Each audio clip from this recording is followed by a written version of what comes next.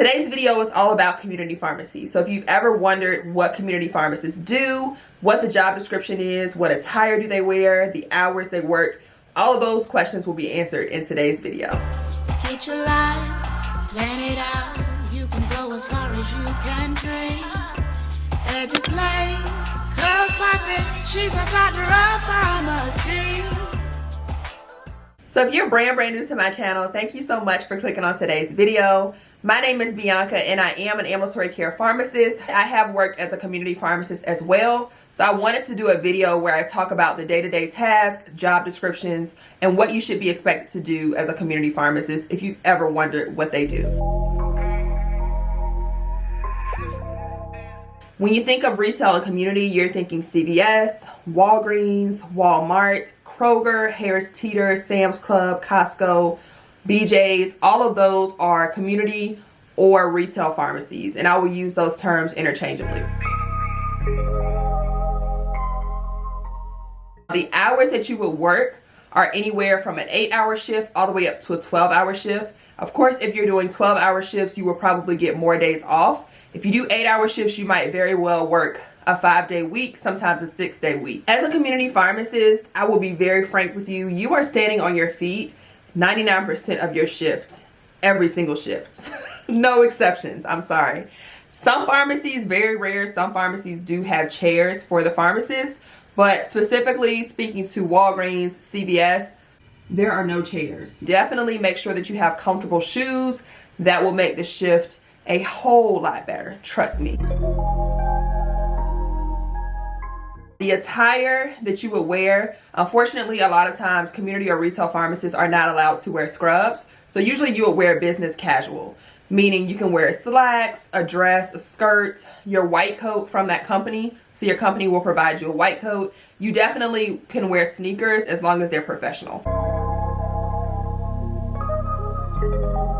So now that you know the setting and the hours, I want you to picture the team that you'll be working with. So as a community pharmacist, the ratio of pharmacists to technicians is usually 1 to 2. So for every 1 pharmacist, there are 2 technicians. Now that is only in certain states. Some states do have up to 1 to 6 ratio. So 1 pharmacist to 6 technicians. Yes. So depending on where you want to practice as a pharmacist, keep that in mind. As the pharmacist on staff that day, you are overseeing the entire team. So you can pretty much call yourself the manager for that day. Now, in addition to technicians, you may also have pharmacy interns. This would mean, or externs, these are pharmacy students that have not graduated yet, and they're basically coming to get hours, or they're working as technicians, but because they're in pharmacy school, they're interns. Now, interns can do a little more. So they can help with some of the job tasks and some of the description that I'll be talking about later on. But for the most part, you as a pharmacist are in charge. Like, you are the big dog, okay? You're in charge of everything, like all of the big tasks, the final say-sos, the sign-offs, all of that is in your hands. So definitely you should be able to own it if you want to be a community pharmacist. Also be able to work under pressure because you are going to be pulled a lot of different directions. In order to be a community or retail pharmacist, you don't have to do a residency. You do have to complete pharmacy school and obtain your PharmD. Honestly, if you're only going to do community, I wouldn't recommend doing a residency because you can get a job straight out of pharmacy school at a retail or community pharmacy. Usually the technicians are the cashiers ringing out the patients. They're also typing in the prescription. So when the prescription comes in, they're typing it in from the prescription into your system. And then when it gets to the back, there's another technician that is actually counting out the pills. So it's almost like a assembly line, if you will, where each person has a different task.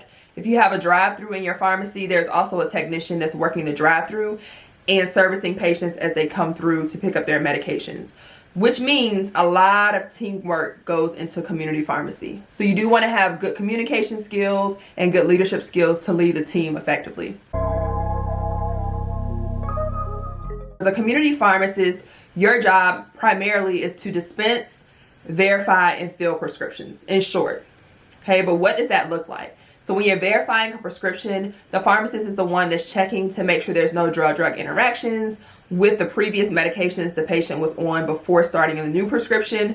They're also making sure that there's no issues with allergies, that the medication makes sense and the dose makes sense. So making sure that the maximum dose is not exceeded, making sure the quantity matches the directions. All of that plays into verifying a prescription. A lot happens in the verification process, and so you really do need to have attention to detail to focus on that prescription and make sure that nothing is overlooked. You are also in charge of answering any questions that patients might have, whether they're shopping in the over-the-counter section or if they're picking up a medicine. This is called the consultation window. So you'll see it in pharmacies where they have the little side area. There's no register or anything over there. It's just like an area for patients to walk up. So at any moment, you could be focused on a task and someone might come up and ask you a question. So it is your job to be able to address that question efficiently, effectively, and also keep the patient's safety in mind. Another task that you might be responsible for is ordering inventory. So each day, the order is delivered to the pharmacy with medication bottles, vaccines, supplies, if you need syringes, needles, any of that, bottles, all of that is shipped to the pharmacy from the manufacturer. Seems like a simple task, but you have to make sure with a fine-tooth comb that every medication you need is ordered, or else patient A is going to come to the pharmacy the next day and be upset with you because you told them that you were going to order it for the next day and it did not arrive.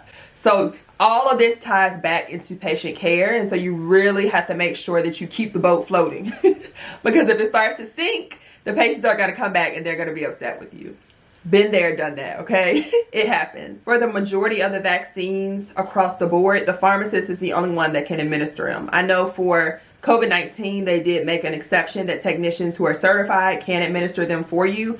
But in general, like your shingles vaccine, your Hep B, all of those vaccinations, the pharmacist is responsible for. So you are one man and you're doing all of these things. So keep that in mind. Remember, it's usually only one pharmacist working per shift. Minimum overlapping, so sometimes there might be a little bit of overlapping, maybe 2 hours, but a lot of times that's for the other pharmacists to take their lunch break and come back. So it's usually not 2 pharmacists working consistently at a community pharmacy. That's very, very rare. So you have to be keeping the boat afloat on your own. So it sounds very straight to the point, but when you have a lot of things a lot of moving pieces, it can get kind of hectic, to be honest. As the pharmacist in a community setting, you are also responsible for receiving all of the telephone calls from the doctors when they're calling in refills or new prescriptions.